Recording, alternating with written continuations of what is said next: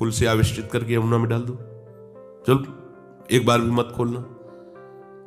तो एकदम बस ये था कि गुरुदेव भगवान जो आज्ञा की उससे बाद में जब फिर समझ में आया कि अनन्यता के भाव में बाधा पड़ जाती। जिस मार्ग में हम चल रहे हैं, जिस पथ का अनुसरण कर रहे हैं, उसी मार्ग के सिद्ध पुरुषों की वाणी का स्वाद, बहिर्मुख पुरुषों द्वारा बनाई हुई पुस्तकें या की हुई टीका को नहीं पढ़ना चाहिए, ऐसा आदेश कर रहे। नहीं तो आपकी जो मार्ग की निर्बाधता है वो खत्म हो जाएगी, बाधा प्रकाशित हो जाएगी। और तीसरी बात, बहुत से शास्त्रों का स्वाध्याय करने की आदत नहीं होनी चाहिए। अरे भाई, शास्त्रों का फल है कि आपका निरंतर नाम चलने लगे।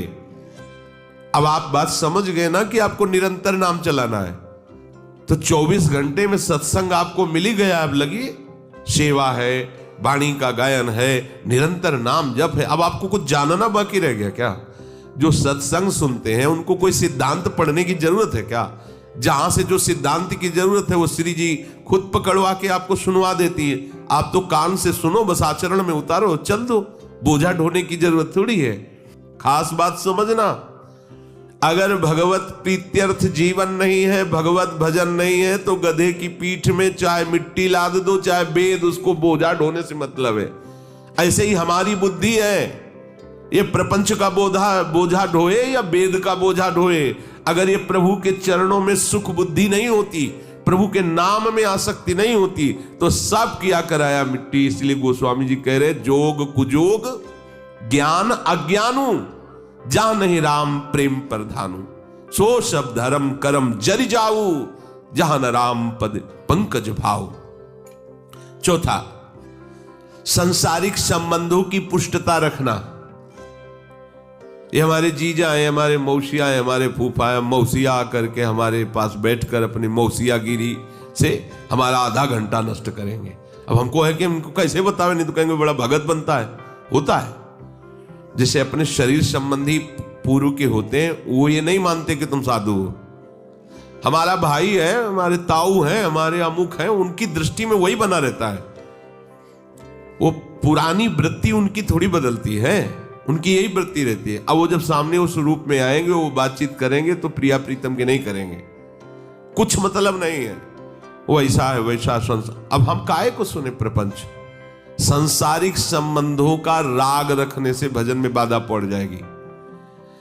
देखो ना, जो गृहस्थी में हैं, कुछ ऐसे सच्चे उपासक हैं जो अपनी व्यथा बताते रहते हैं कि क्या करूं, नहीं चाहता, पर रिश्तेदार नातेदार गृहस्थी में वो आते हैं। हमारे घर में कोई ऐसा नहीं खाता पीता, पर वो आते हैं और ऐसा करते हैं। अब क्या करें हम? बड़ी समस्या है। अब वो दामाद है, उसको कुछ बोले तो बेटी के साथ वो कड़ुआ व्यवहार करेगा और विपत्ति आ जाएगी। अब वो उस घर में जहाँ श्री जी की सेवा हो रही, वो गिलास रख के शराब पी रहा है, नमकीन पा रहा है और गंदे भाव है। अब क्या उसके साथ है? तो कम से कम आप लोगों को तो इतनी कृपा हो ही गई है श्री जी की कि ऐसा संयोग, मान लो आप विरक्त हो या वृंदावन वासी हो या आकर के भगवत आराधना में, तो अभी तो आपको तो नहीं, कोई भी अब ऐसे संबंधों का राग नहीं रखना चाहिए। हमारी सुनो तो हमारे पास बैठो, तुम्हारी सुनने की हमें जरूरत नहीं है, न बैठालने की।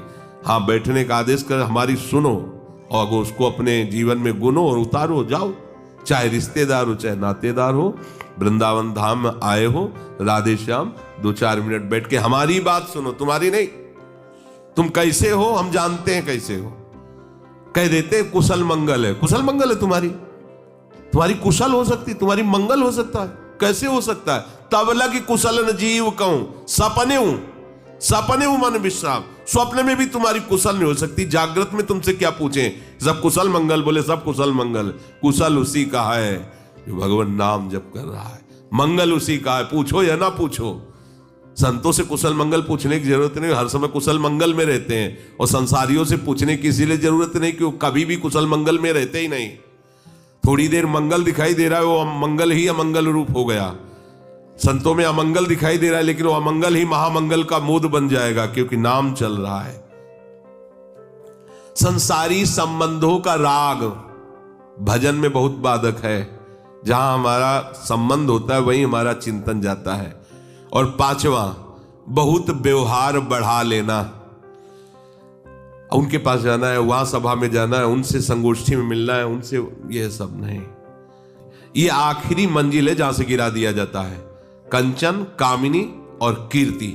कीर्ति में फंसा तो ऊपरी बिल्डिंग से नीचे गिरा दिया जाएगा। अब क्या दशा होगी उसके ऊपर से जो गिरेगा नीचे, किसी काम का नहीं रहेगा।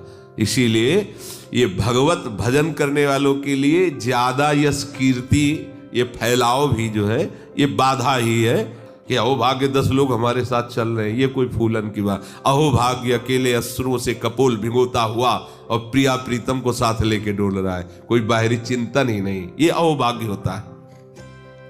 तो तब जाकर के वो नियत मानसा होता है।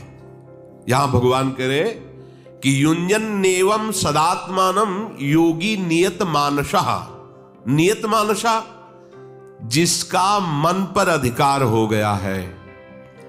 नियत मानस तभी माना जाता है जब केवल केवल प्रभु का भरोसा, आशा, चिंतन, उन्हीं में रमण, केवल प्रभु ही प्रभु, उसे कहते हैं नियत मानसा, योगी नियत मानसा। अब वो खड़ा है तो प्रभु, बैठा है तो प्रभु, चल रहा है तो प्रभु, खा रहा है तो प्रभु, हर समय प्रभु। प्रभु के सिवा दूसरा कोई चिंतन नहीं, कोई आश्रय नहीं, कोई चाह नहीं, कोई बल नहीं, कोई भरोसा नहीं, उसे कहते हैं नियत मानसा। जब तक उपासक थोड़ा भी संसार से अपना संबंध रखता है, देखो ध्यान देना, संसार संबंध रखे वो उसकी मौज, उपासक को संसार से संबंध नहीं रखना। सैकड़ों उसे हमारे कहे उनकी बात, उसके हृदय में हमारे केवल प्रिया प्रीतम होने चाहिए, उसके हृदय में एक भी व्यक्ति हमारा नहीं होना चाहिए। बात समझो, ये भगवत प्राप्ति का स्वरूप है। अगर एक के भी साथ संबंध रहा तो मन उसके पास जाएगा, तो नियत मानसा हट जाएगा, नियत मानसा नहीं कहा जाएगा। नियत मानसा वही कहा जाएगा जिसका प्रभु के सिवा मन कहीं जाता ही नहीं। बड़ी बात है। तो क्या वो वस्तु, व्यक्ति, स्थान उसको दिखाई नहीं देता? दिखाई देता है। साधक को वस्तु, व्यक्ति, स्थान दिखाई देता, उसमें भावना करता है कि प्रभु है, और उस नियत मानसा को सीधे प्रभु ही सब रूपों में है, ये अनुभव हो चुका है। अब वो व्यवहार में बात कर रहा है, खेल रहा है, खा रहा है, हंस रहा है, अपने प्रभु में ही, प्रभु की सिवा, ये आंतरिक स्थिति, बाह्य नहीं।